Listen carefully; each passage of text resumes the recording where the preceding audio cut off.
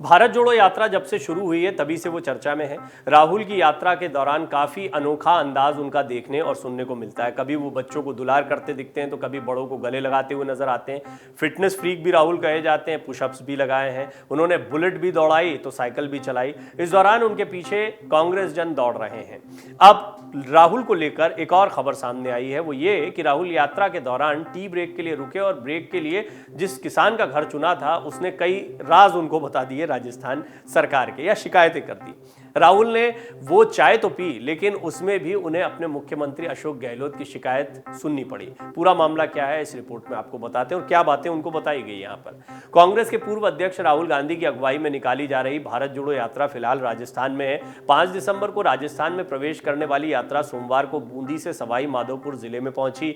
सुबह करीब 8:30 बजे राहुल गांधी खिजूरी गांव के किसान के घर चाय पीने पहुंचे थे, लेकिन वहां उनको शिकायतें सुननी पड़ी। जिस किसान के घर वो चाय पीने पहुंचे उसने ही बिजली बिल की शिकायत कर दी। राजस्थान में कांग्रेस सत्ता में है और अशोक गहलोत मुख्यमंत्री हैं। ऐसे में किसान ने भी बिजली बिल की शिकायत का मौका गंवाया नहीं। राहुल गांधी की अगुवाई में निकाली जा रही इस भारत जोड़ो यात्रा का मुख्य उद्देश्य लोगों से जुड़ना है। ऐसे में किसान ने भी अवसर का फायदा उठाते हुए बिजली बिल की शिकायत कर डाली। एक रिपोर्ट के मुताबिक सवाई माधोपुर के किसान वेनी प्रसाद मीणा ने राहुल गांधी से कहा कि उन्हें बिजली बिल का अधिक भुगतान करने के लिए मजबूर किया जा रहा है। इसके साथ साथ किसान ने यह भी बताया कि राज्य के ग्रामीण इलाकों में रहने वालों को बिजली बिल पर कोई छूट नहीं दी जाती है। किसान ने राहुल गांधी से कहा, मीटर रीडिंग के लिए बिजली कर्मी नहीं आते हैं, विभाग मनमाने तरीके से बिजली बिल भेज देता है। पूरे गांव की यही स्थिति है।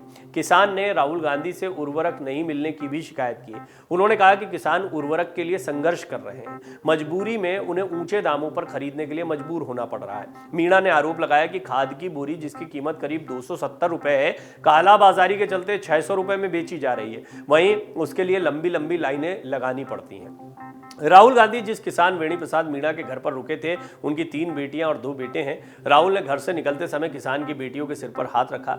राहुल ने उनसे उनकी पढ़ाई के बारे में पूछा और कहा, खूब पढ़ाई करो, मन लगाकर पढ़ाई करना। वहीं उन्होंने सभी बच्चों को चॉकलेट भी दी। घर पर मौजूद किसान के 6 साल के भतीजे को गोद में लेकर उसे चॉकलेट भी राहुल गांधी ने खिलवाई और फोटो भी खिंचवाई। राहुल गांधी टी ब्रेक के लिए किसान के घर की छत पर पहुंचे थे। उस दौरान उससे एक मकान छोड़कर 2 किसान और भरतलाल मीणा और गोपाल गुर्जर अपने घर की छत पर मौजूद थे। दोनों राहुल गांधी चिल्ला रहे थे।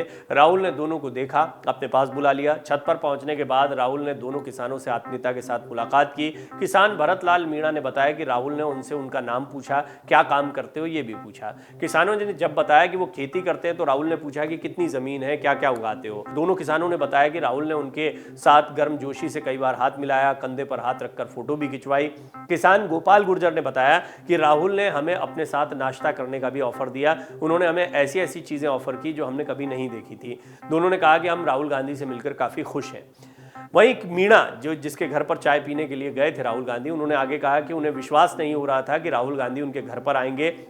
उन्होंने कहा, सुबह 5 बजे राहुल गांधी टीम के लोग आए और हमसे कहा कि राहुल गांधी मेरे साथ यहाँ चाय पीना चाहते हैं। इस दौरान प्रियंका गांधी वाड्रा भी मौजूद रहीं। उन्होंने सभी लोगों के साथ फोटो भी ली। भारत जोड़ो यात्रा की शुरुआत इस साल 7 सितंबर को तमिलनाडु के कन्याकुमारी से हुई।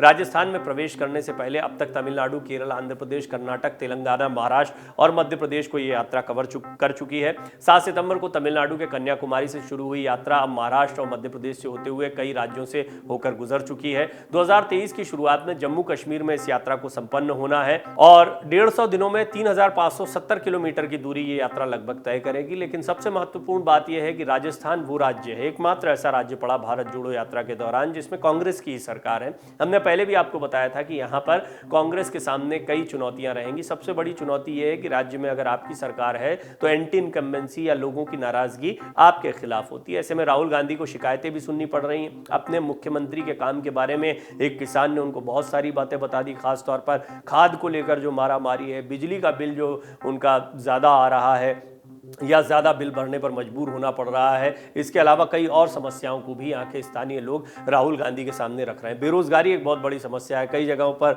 युवक आकर इस विषय में भी बात कर रहे हैं। ये वो बातें हैं जो बताती हैं कि यहाँ पर राहुल गांधी को बहुत सारे जवाब देना। अभी तक तो सवाल उन्होंने कई जगह पर पूछे हैं, लेकिन राजस्थान वो जगह है जहाँ पर कांग्रेस को जवाब भी देने हैं।